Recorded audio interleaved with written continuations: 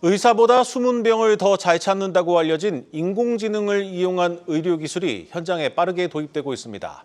그런데 무턱대고 도입을 하다 보니 실제로 효과가 있는 것인지 논란도 적지 않습니다. 산업부 김수진 기자 나왔습니다. 김 기자, 최근 의료 현장에서 일부 좀 AI 의료기기에 대한 실효성 논란이 불거지고 있다는데 이건 무슨 내용입니까? 네, 지금 의문이 제기되고 있는 점이 AI 의료기기가 환자들이 따로 비용을 지불할 정도로 유효성이 큰가라는 그런 내용입니다. 물론 모든 AI 의료기기에 해당하는 말은 아닙니다. 하지만 다른 기기들보다 빠르게 현장에 도입된 제품이나 병변을 찾는 데 큰 무리가 없다고 인정받은 기기조차 위양성 등의 오류가 빈번하다는 주장이 제기되고 있습니다. 위양성처럼 많지는 않지만 취재를 해보니 병변을 제대로 찾지 못한 위험성 케이스도 있었습니다. 위양성은 검사 결과 이제 정상인 상태를 병이 있다고 잘못 판단한다는 뜻인데요. 네. 저희가 현장 영상 준비했습니다. 같이 보시겠습니다.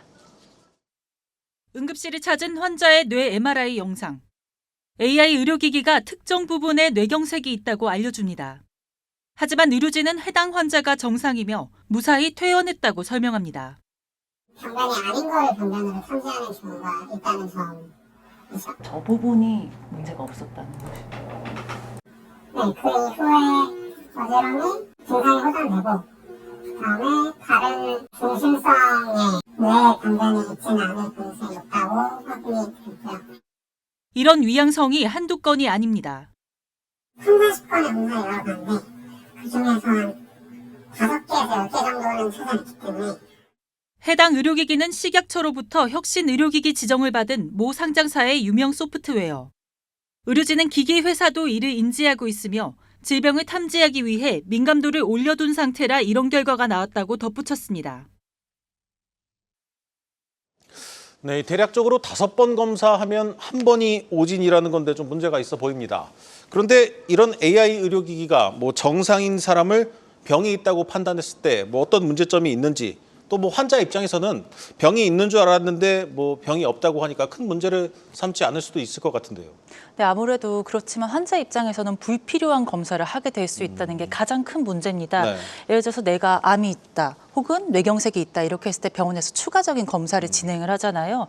근데 CT 같은 추가 검사 과정에서 알레르기 위험이 큰 편인 조영제를 투여받을 수밖에 없거나 불필요한 방사선에 노출되는 셈일 수 있습니다. 추가 비용도 만만치 않고요. 질병 가능성을 고지받은 셈이니 정신적 스트레스도 받게 되는 셈입니다. 판독 스킬이 뛰어난 전문의들이 있는 병원이라면 사실 AI의 의견을 확인해서 이건 아니다라고 판단이 가능합니다.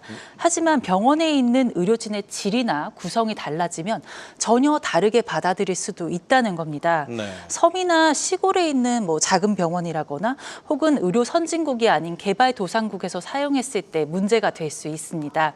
많은 의료기기 회사들이 의료 인프라가 부족한 개발도상국 같은 나라의 수출을 목표로 하는 점을 고려하면 더 그렇습니다.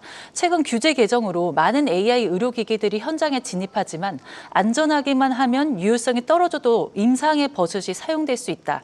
그리고 그 비용을 환자들이 부담하고 있다는 점에 대한 경각심이 필요한 상황입니다. 네, 잘 들었습니다.